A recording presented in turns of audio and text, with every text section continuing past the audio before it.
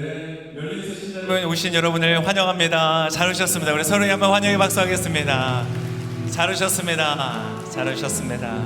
네, 정말 너무너무 잘 오셨습니다. 우리가 살아가면서 내가 잘 해낼 수 있을까? 나의 인생이 아름다운 방향, 열매 맺는 방향으로 갈까? 믿음이 필요한 분들 계십니까? 잘 오셨습니다. 미래를 생각하면서 내 삶의 소망을 필요로 하는 분들 계십니까? 만약 오늘 오셨다면 정말로 잘 오셨습니다. 그리고 때때로 인생이 너무 외롭다고 느껴질 때 나에게 사랑이 필요하다고 생각하시는 분들 계시다면 오늘 너무나 잘 오셨습니다. 이곳이 바로 여러분에게 필요한 그 믿음과 소망과 사랑을 공급받을 수 있는 하나님이 계신 곳입니다. 여러분 잘 오셨습니다. 여러분의 삶에 필요한 모든 것들을 꼭 받아서 돌아가시는 귀한 이 저녁이 되시기를 예수님의 이름으로 축복합니다. 이제 저희가 8월이 됐는데요. 8월에는 슬기로운 복음생활, 우리의 삶의 실제적인 어떤 주제들을 과연 하나님께서 어떻게 말씀하시는지, 그것이 우리에게 어떤 의미가 있는지를 그런 배우는 시간으로 갖게 됩니다. 그래서 한 달간을 보시면서요, 여러분 이 주제가 좀 필요할 것 같다 하는 사람들이 생각나면 꼭 권해서 초대해서 함께 오셔서 예배 드리시면 좋을 것 같고요. 이 시간들을 통해서 여러분의 삶의 실제적인 영역들에 아주 좋은, 마치 좋은 한약 같은, 좋은 맛집 같은 그러한 공급이 이곳에서 이루어질 것입니다. 오늘은 그 첫 시간으로 우리에게 아주 중요한 이 재정에 관한 이야기를 하려고 합니다. 너무 잘 오셨습니다. 이곳에 오신 분들 다 부자 되실 것입니다. 할렐루야. 네. 제가 오늘 강사분을 모시기 전에 성경 말씀 하나를 읽고 강사분을 소개하려고 합니다. 마태복음 6장 24절의 말씀인데요, 이렇게 말하고 있습니다. 아무도, 우리 같이 한번 읽어볼까요? 시작. 아무도 두 주인을 섬기지 못한다. 한쪽을 미워하고 다른 한쪽을 사랑하거나 한쪽을 중히 여기고 다른 한쪽을 무시할 것이다. 너희가 하나님과 재물을 함께 섬길 수 없다. 여러분 누구를 섬기고 있습니까? 지난 한 주간 재물을 섬겼던 분들은 아마 느끼셨을까요? 진짜 피곤하다. 이 주인은 정말 까다로운 주인이구나. 가져도 더 만족함도 없고 없으면 불안한, 끊임없이 나를 쳇바퀴 돌리듯 또 움직이게 만드는 이 돈, 여러분의 주인으로 삼을 만한 것이 아닙니다. 여러분 돈을 주인 삼지 마시고 여러분 돈의 주인이 되시기를 축복합니다. 우리가 어떻게 돈의 주인이 될 것인가, 이 귀한 메시지 특별히 하나님의 말씀과 질서를 통하여서 배우게 될 텐데요, 오늘 이분은 정말 어렵게 모셨습니다. 일단 작년에 저희가 한번 모셨는데 너무 피드백이 좋아서 저희가 다시 모시게 됐고요. 이분을 20년 넘게 이 재무 관리와 상담을 해오신 분이세요. 그래서 지금도 여러분 이분 약속하고 만나려면 한 달 이상을 기다리셔야 돼요. 그런 분을 모셨어요. 할렐루야. 그 아침마당 아세요? 아침마당에 생방송 강사로 나가신 분이세요. 여러분 실력이 없으면 생방송 못 나갑니다. 그런 분, 아주 좋은 분.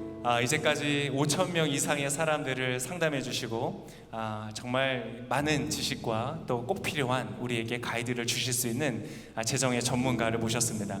여러분 제가 한번 말씀드렸는데 강사를 환영하는 박수의 크기가 그날 강의의 질을 결정한다고 합니다. 마음 준비되셨죠? 오늘 이 강사분을 통해서 여러분은 꼭 필요한 것들을 다 얻어가시기를 축복합니다. 우리 김희수 센터장이 나오실 때 우리 큰 박수로 환영하겠습니다.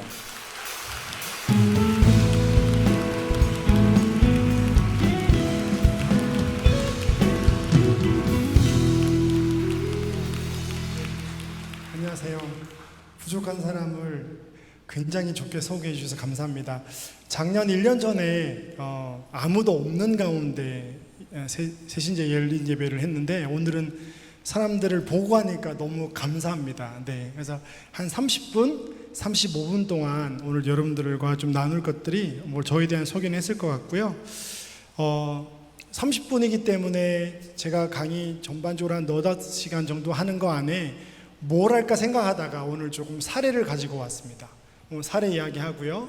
그 다음에 돈 걱정 없이 사는 방법들 좀 이야기해드리고 또 간증 좀 하고 내려가도록 하겠습니다.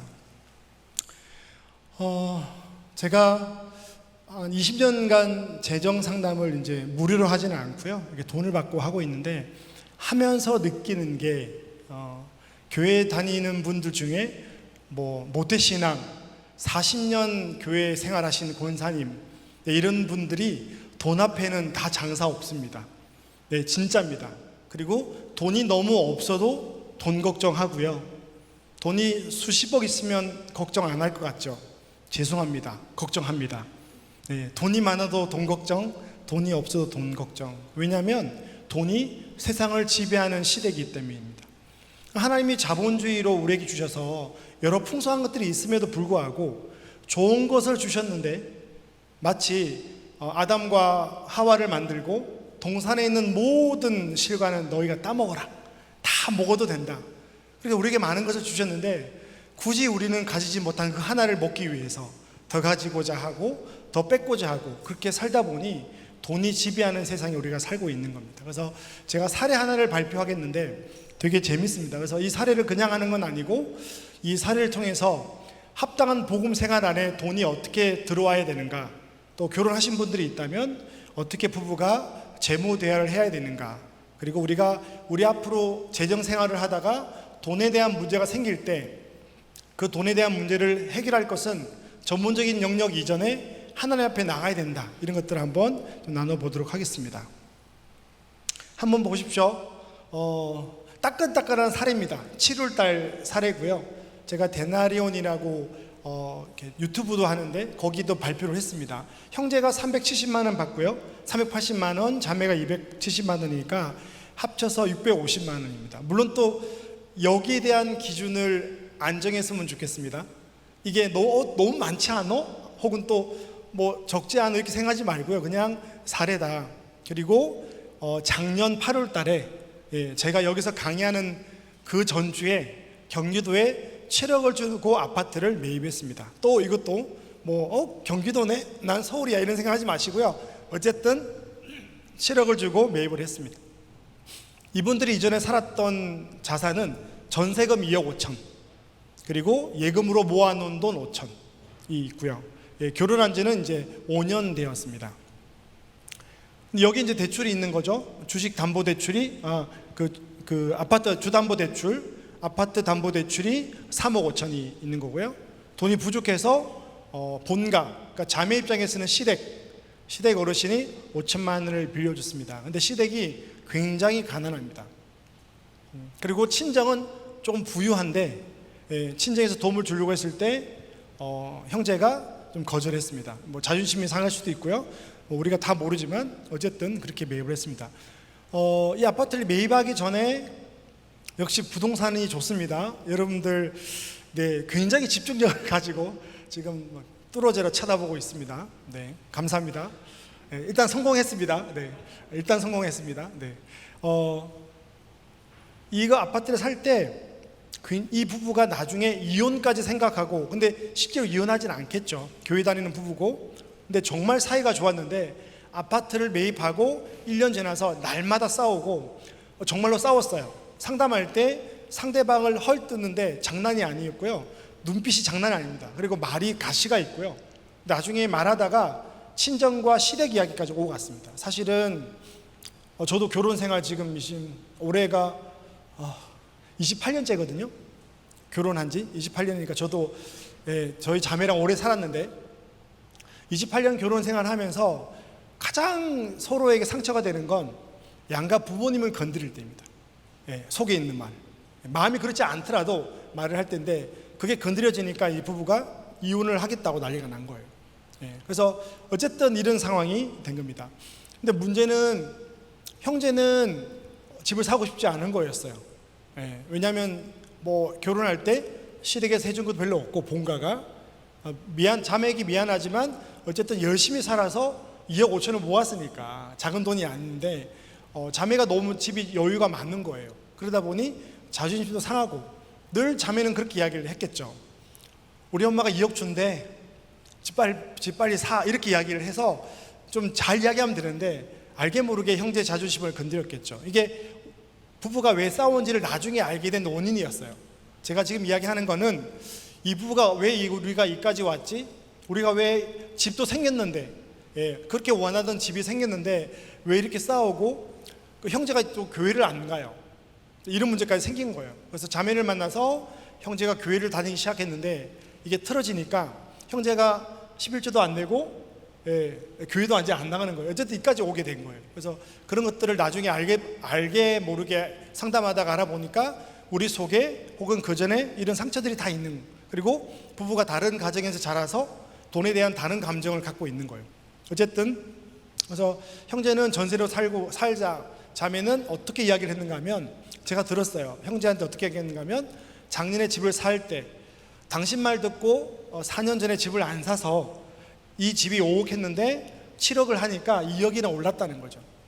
당신이 그때 돈이 없을 때 우리 엄마가 도와주면 집을 사자고 했을 때 샀으면 우리가 7억짜리 집을 5억 주고 사줄 텐데 지금은 7억짜리 집을 7억 주고 사야 된다는 개념들이, 그래서 대출을 4억 받아야 된다고 이야기한 거예요. 하여튼 이런 부부들이 왔어요. 자, 형제는 또 어떻게 이야기하는가 하면, 왜 형제가 힘든가 하면 집을 사기 전에는 150이 남았던 거예요. 형제는 좀 여유 있게 살고 좀 가난해도 나누고 싶고 그런 게 좋아요. 그래서 사람을 초대해서 밥을 먹을 때도 형제는 남아야 좋은 거예요. 교회 식구들이 와도 남아서 버리진 않겠지만 남더라도 푸짐하게 대접해야 되는 게 형제의 마음이었던 거예요. 근데 이제 결혼 이후에 한번 보세요. 잘 안 보이겠지만 왼쪽에 보면 650만을 벌고 오른쪽에 보면 오른쪽 밑에서 한 네 번째 칸에 보시면 뭐가 있는가 하면 주담보대출 원리금 142만 원이 돼 있죠. 이게 뭘까요? 집을 사기 전에 150만 원이 남았었는데 집을 사고 나니 뭐가 나가겠어요? 30년 원리금이 나가는 거죠. 그게 얼마라고요? 142만 원. 그리고 얼마가 남았을까요? 한 10만 원 정도가 남죠. 그러니까 이렇게 1년을 지나면서 어떤 갈등이 생기는가 하면, 자매는 너무 좋은 거예요. 집이 생겼으니까. 어쨌든 형제도 집이 생겨서 좋은데 뭐가 문제인가 하면 150만 원 남아있는 돈이 집이 생긴 대신 원리금을 내다 보니 뭐가 없어요? 매월 생활비가 없는 거예요. 자, 근데 어떤 일이 일어났을까? 1년 뒤에 7월 달에 이분들이 나를 만났다면 한 달에 얼마 정도의 이자가 올랐을까요? 140만 원 내던 게 170만 원으로 28만 원이 오른 거예요. 그러니까 매달 적자가 생기기 시작했죠. 그러니까 한 달 동안 극심하게 이분들이 싸우게 되고 1년 동안 싸우게 되는 개념이죠. 제가 오늘 여러분들에게 가져온 거는 그러니 집을 사지 마라, 빚지고 집을 사지 마라, 이런 이야기를 하려고 온 게 아닙니다. 제가 부동산 강의할 때 성도들이라 하더라도 감당 가능한 빚은 지고 꼭 집을 사야 됩니다. 그 감당 가능한 빚은 어딘가 하면 하나님이 우리에게 주신 급여예요. 급여. 그래서 제가 상담을 하다가 너는 7억 빚져서 집을 사, 이렇게 말하기도 하고요. 집사님은 2억을 빌리면 안 돼요. 생활이 안 돼요. 왜냐하면 여윳돈으로 투자하는 게 아니고 내 살 집이기 때문에 집이 올라도 이사 갈 수가 없어요. 자, 이렇게 이혼까지 가고 이런 어려운 가정에 제 앞에서 막 싸우는 거예요. 자, 제가 대책을 세워줬습니다. 여러분들에게 제가 숙제를 드리겠습니다. 자, 어떻게 하면 좋을까요? 자, 정리해 드리겠습니다. 형제는 살아오면서 현금이 여유로운 게 좋은 거예요. 집보다. 그래서 매달 한 150만 원 남는 돈으로 저축도 하고 아이랑 여행도 가고 교회 식구들 맛있는 거 사주고, 교회 생활 얼마 안 했지만 굉장히 마음이 풍성한 형제였어요. 환대하시고. 그런 형제가 자매에 못 이겨서 집을 산 거예요. 근데 자매 입장에서는 형제 때문에 2억을 손해봤다고 생각하는 부글부글이 있는 거죠. 3, 4년 전에 집을 우리 엄마 도움을 받아서 살려고 했는데 당신의 그 자존심 때문에 집을 안 샀지 않냐. 그러니까 지금 집을 샀는데 뭐가 문제냐라고 하는 거죠. 그리고 이 부부가 날마다 싸우는 거죠. 자, 여러분 같으면 어떤 대책을 세워줄까요? 자, 해볼게요. 자, 1번, 집을 판다. 손 들어보세요. 괜찮습니다. 판다. 네, 팔면 안 되죠. 2번, 이혼한다. 저 이혼하면 안 됩니다. 이혼할 마음이 없어요. 지금 너무 화가 나니까. 왜냐하면 자꾸 양쪽 집안을 건드린 거잖아요. 화가 나니까. 3번, 더 작은 동네로 전세로 이사 가고 그 집을 전세 준다. 이게 제일 많죠. 네. 여러분 같으면 작은 동네로 이사 가고 전세 주고 안 좋은 동네로 가겠습니까? 그거 안 됩니다. 그거 안 됩니다. 그래서 정말 숙제를 줬고요. 이거는 실제 사례입니다. 그래서 결론은요, 해결이 됐습니다. 다 해결이 되고 형제가 교회도 다니고 11조도 내고 했습니다. 숙제 한번 보시겠어요? 읽어보세요.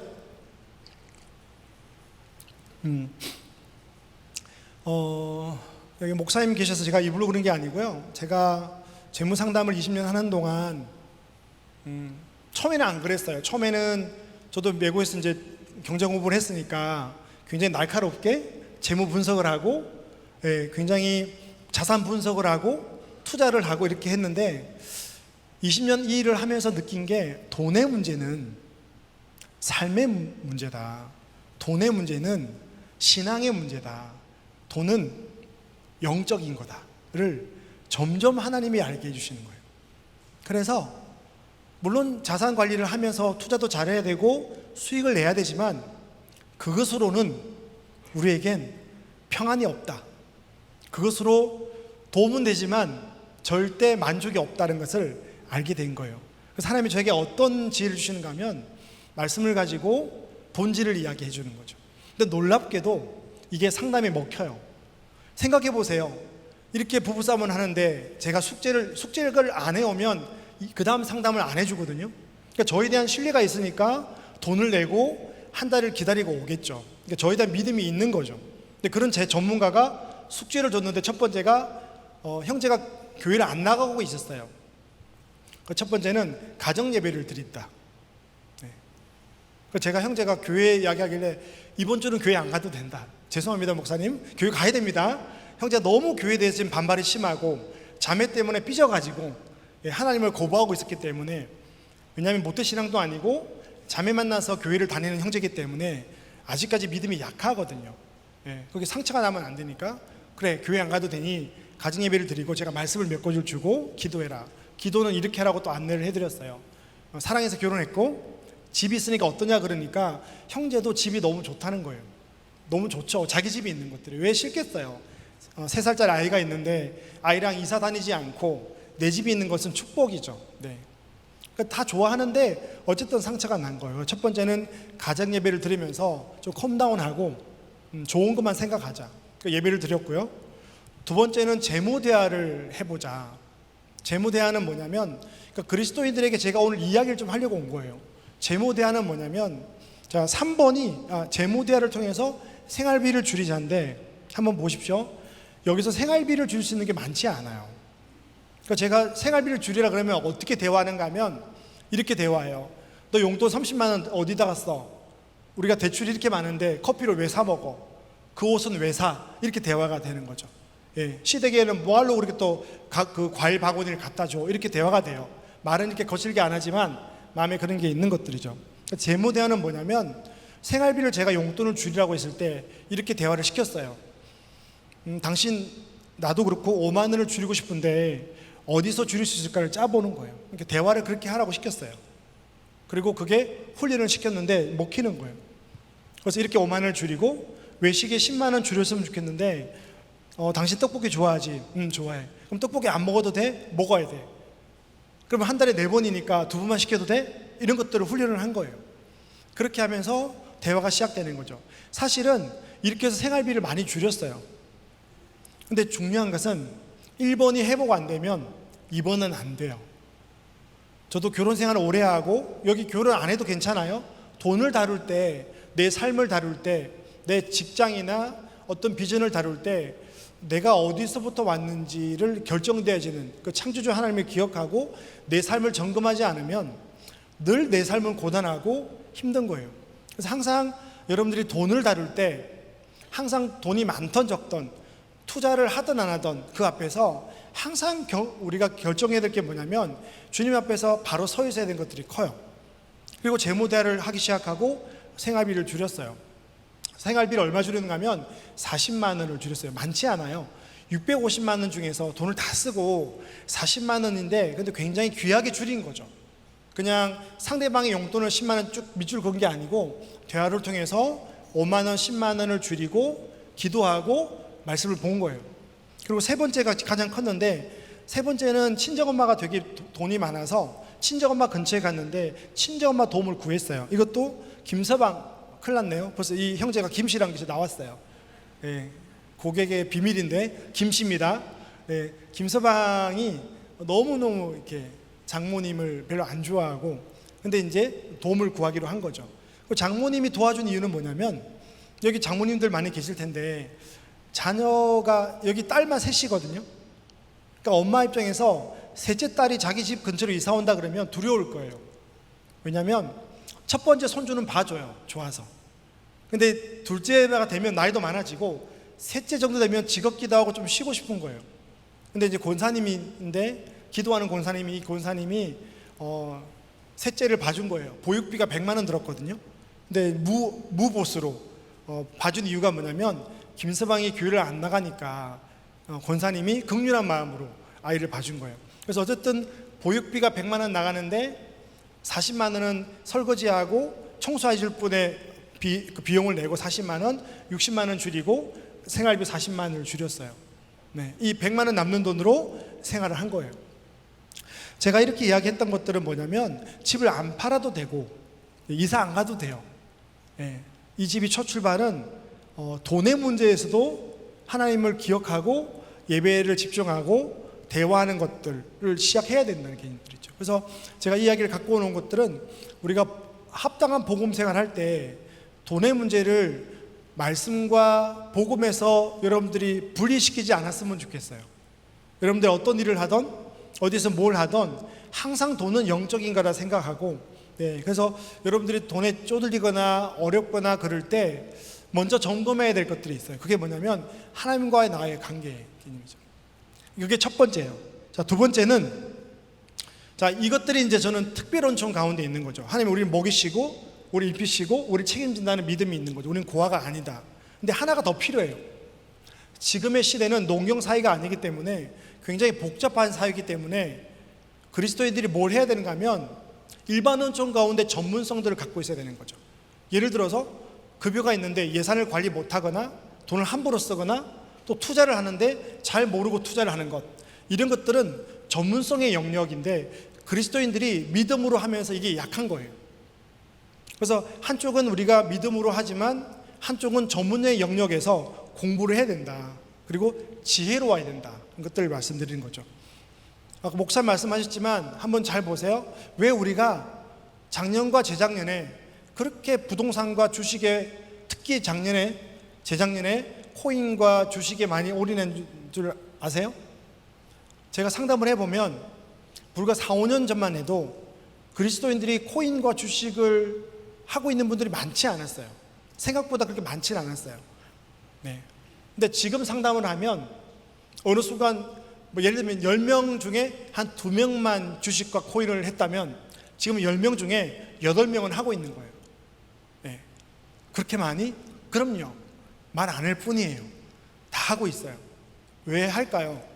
우리는 코로나 이후에 증시가 그렇게 뛰어오르는 걸 봤고, 4, 5년 동안 부동산이 그렇게 뛰어오르는 게 봤고, 믿음으로 살고 합당한 복음 생활을 공부하고 찬양하고 이르는 동안에 모든 자산 가격이 다 오른 거예요. 그래서 우리는 뭐 해야 돼요? 소외되는 느낌이 있고 불안한 거예요. 내가 복음을 믿고 하나님을 알고 이렇게 기쁜데 내가 이렇게 교회 생활하고 복음 생활만 했다가는 하나님이 날 책임질 수 있을까?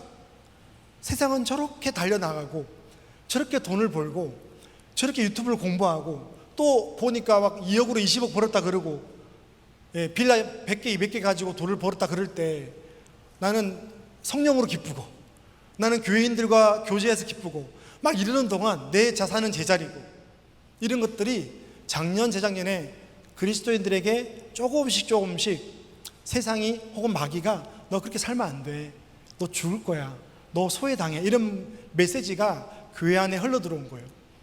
그리고 눈을 떠보니 실제로 그런 거예요. 이렇게 살다가 안 될 텐데, 그러면서 알게 모르게 교인들의 많은 분들이, 특히 청년들은 코인, 주식, 또 뭐 작년에 부동산 연끌 이렇게 한 거예요. 그걸 어떻게 제가 알까요? 만나보니, 교회 청년들, 신혼부부들 만나보니 자산 가격이 많이 떨어져 있는 거예요. 투자금은 1,000만 원인데 800만 원. 다 주식 코인이에요. 코인은 다 날아갔고요. 생각보다 많아요. 제가 굉장히 놀랐어요. 없을 것 같은데 생각보다 많아요. 그래서 제가 느끼는 게, 오늘은 제가 투자 공부를 할 수 없지만, 교회에서 투자 이야기를 해야 되는구나.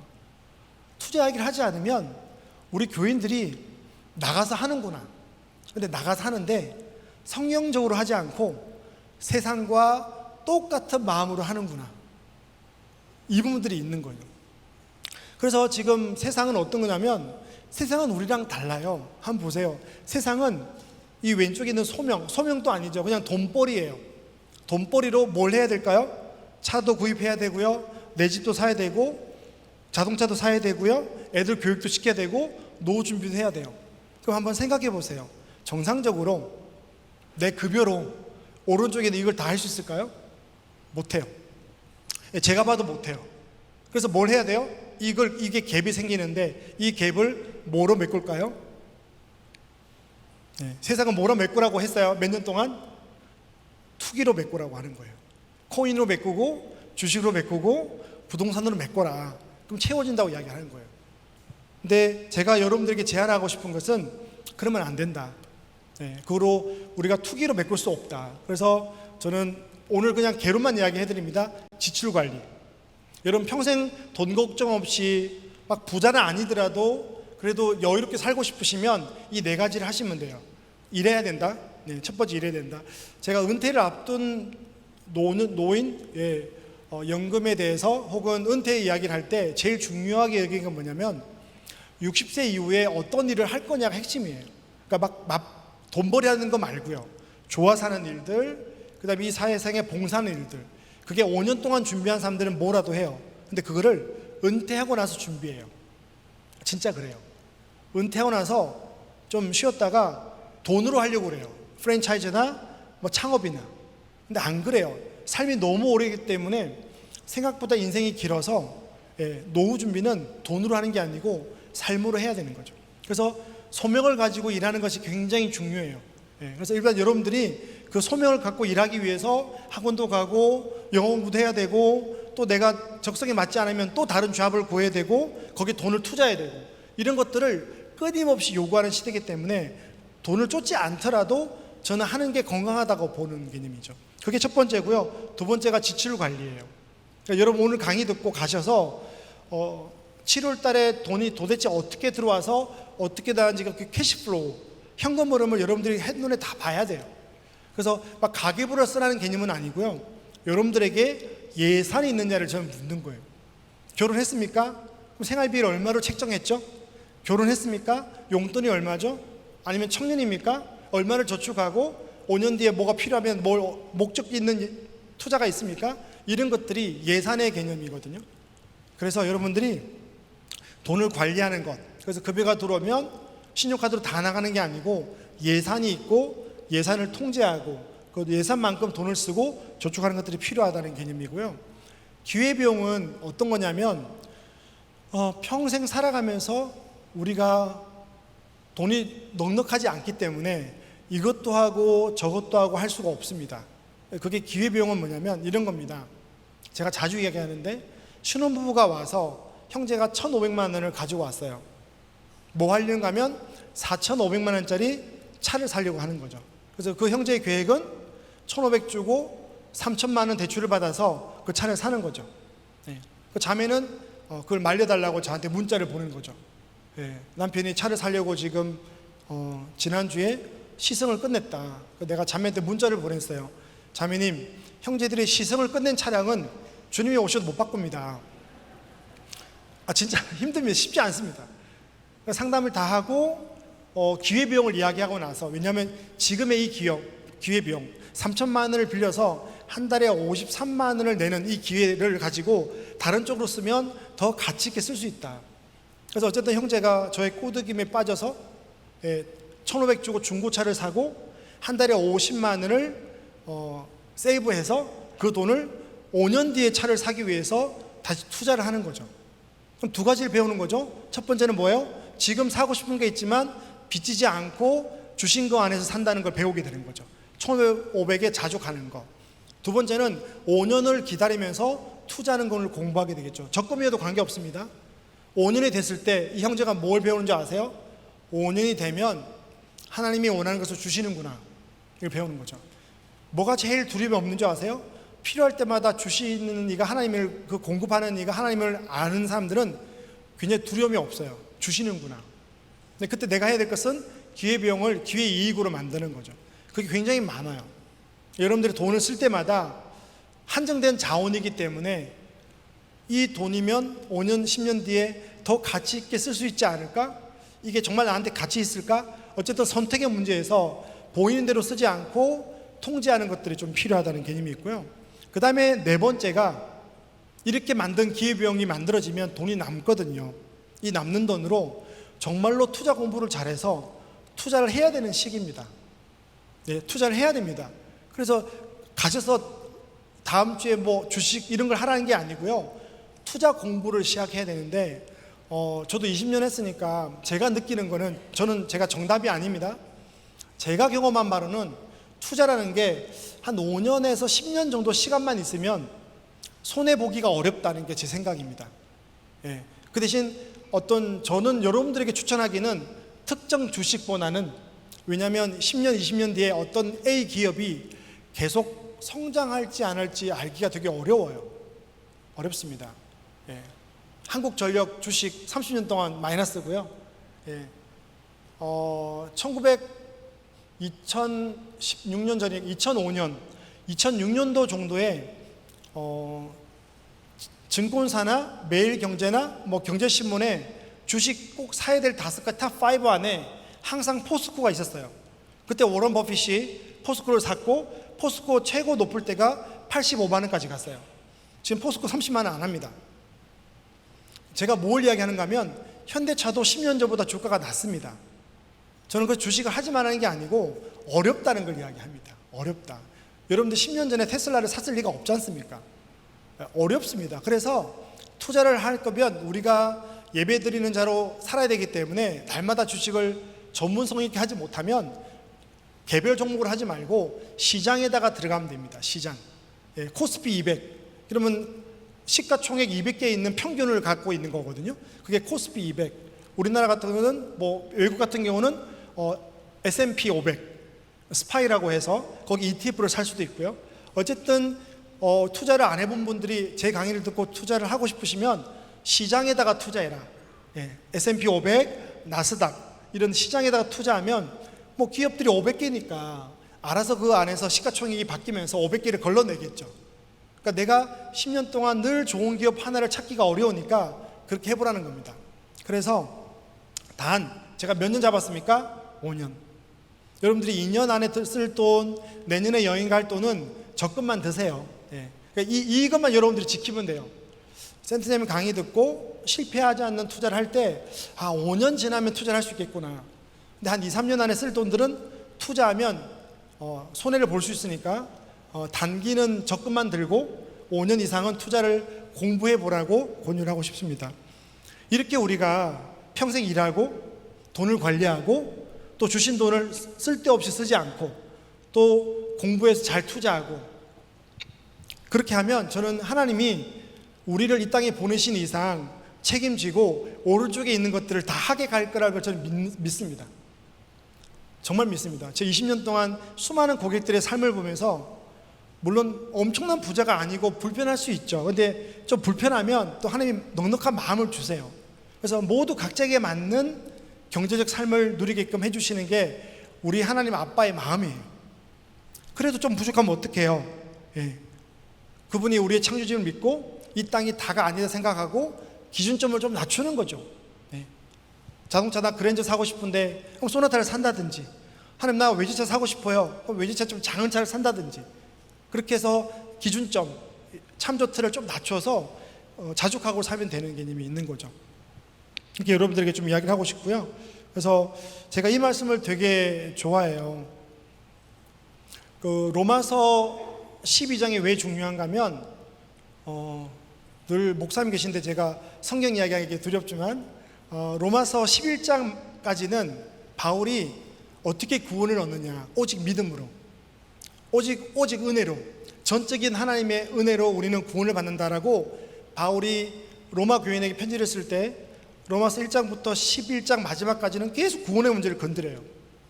근데 12장 1절에 넘어가면서 이렇게 구원을 너에게 줬으니까 그러므로 라고 시작하는 거죠.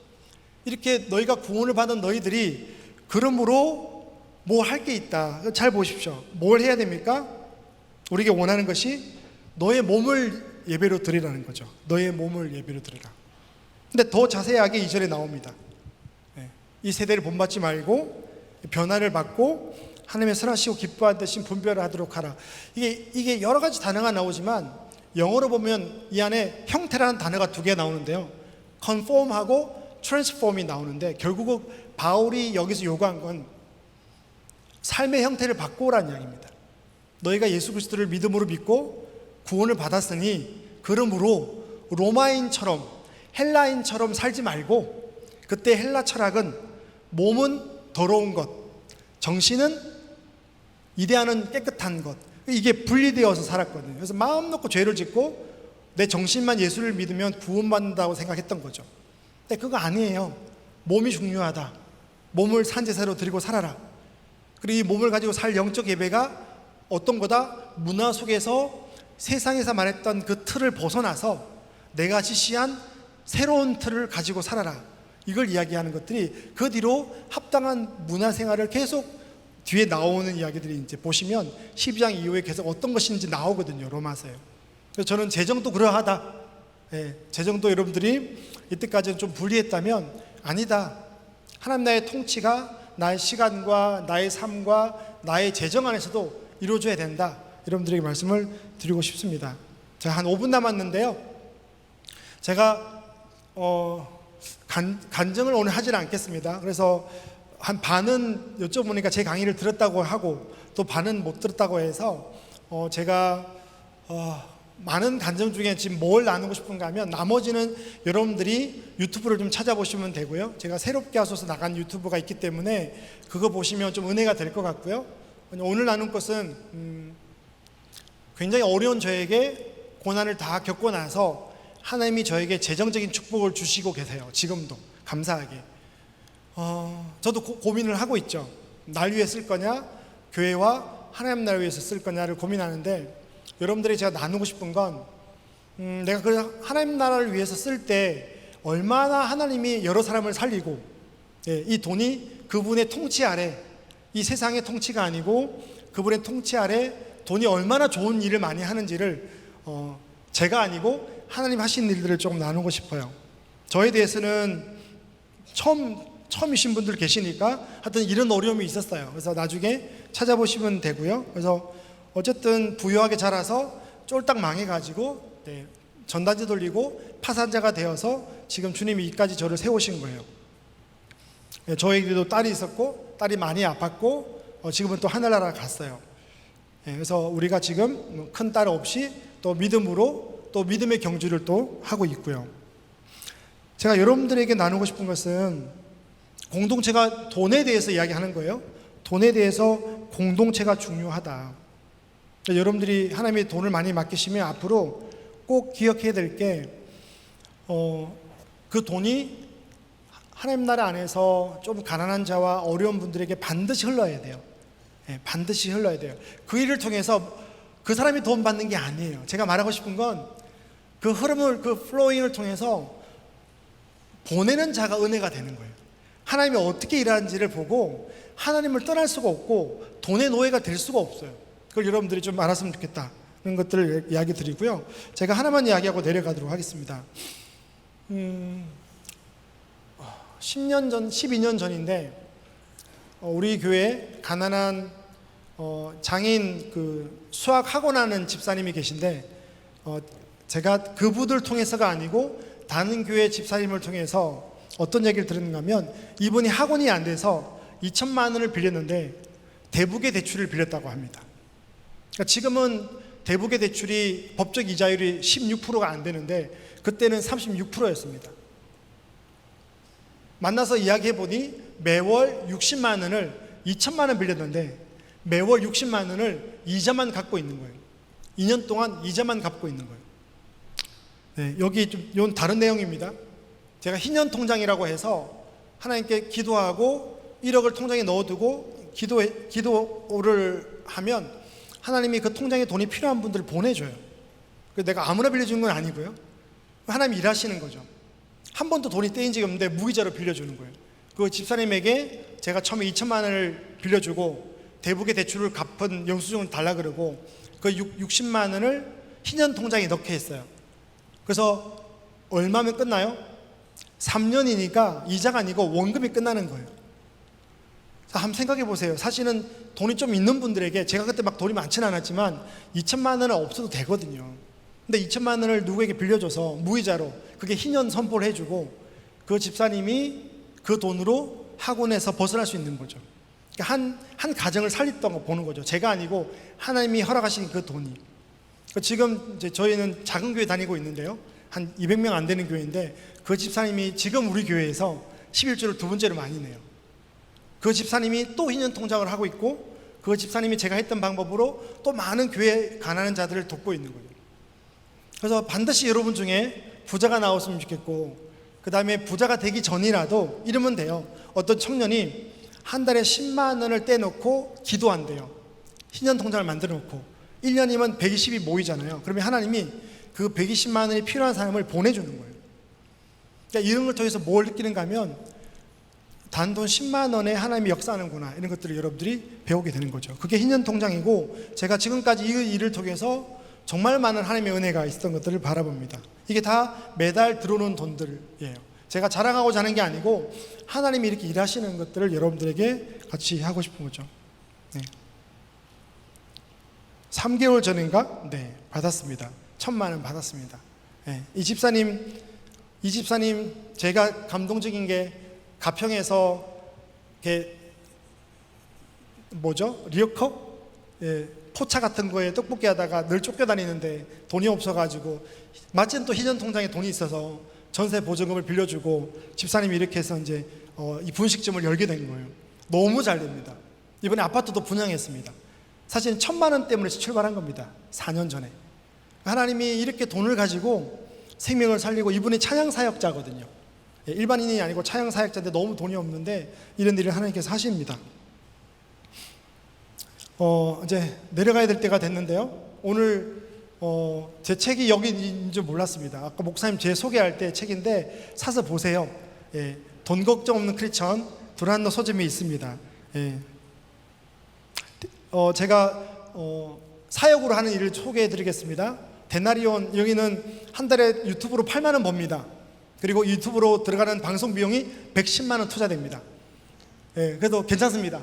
예, 그냥 재테크는 요수아처럼 해서 재테크 유튜브인데 일반 재테크는 아닙니다. 와서 뭐 주식, 부동산 그런 거 없고 어떻게 하면 올바른 투자를 할지에 대해서 이야기를 나누는 데인데 여러분들이 보시고 구독 안 눌러도 됩니다. 와서 공부하세요. 예, 구독, 좋아요 안 눌러도 됩니다.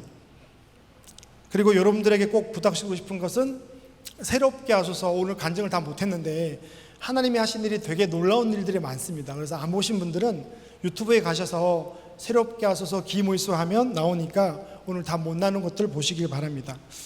마지막입니다. 20년 동안 재정 상담을 하면서 지금도 마찬가지입니다. 제가 내린 전문가의 결론은 돈 걱정 없는 삶을 살고 싶으십니까? 네, 십자가 앞에 나가면 됩니다. 정말입니다. 근데 중요한 게 혼자 나가지 말고 우리 공동체가 같이 나가야 됩니다. 네, 그럴 때 하나님 우리에게 은혜를 주십니다. 바울이 이 고백이 이 자족하는 이 고백이 여러분들의 고백이 되기를 바랍니다. 그래서 여러분들이 돈의 노예가 되지 않고 합당한 그 복음 생활 안에 재정 생활이 꼭 받침이 되어서 특별 은총도 누리고 일반 은총도 누리는 성도 여러분들이 되기를 바랍니다. 이상으로 마치겠습니다. 감사합니다.